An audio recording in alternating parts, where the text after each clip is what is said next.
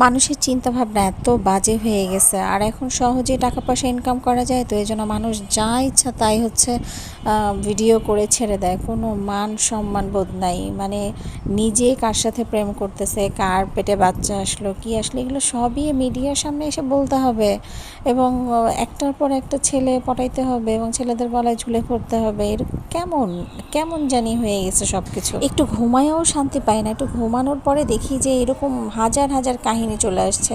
এই ফেসবুকে যে ভাইরাল টপিকটা, সেটা হচ্ছে বর্ষা। মানে এই মেয়েটা কিভাবে করে এত উপরে আসলো আমি চিন্তা করে বাঁচি না।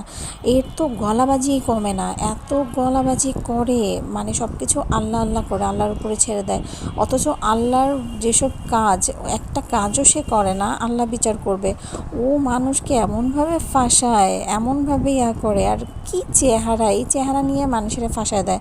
আল্লাহ মাফ করে বলতে হয় না, কিন্তু আল্লাহ আসলে জানে যে কে কতটুকু করতে পারে। ওর চেহারা থাকলেও কি করতো আল্লাহ মাবুদ জানে। এইটাতেই কি অবস্থা করে, একটা ছেলেকে কিভাবে ফাঁসাইতে হয় সব কিছু জানে। ওকে এখন উচিত এই মিডিয়া থেকে মানে দূর করে দেওয়ার শাস্তি দরকার। এরকম যারা মিডিয়াতে বাজে বাজে কন্টেন্ট বানায় সবগুলোকে এরকম দূরে করে দেওয়া উচিত। ওদের জন্য ভালো মানুষের কোনো ভাত পায় না।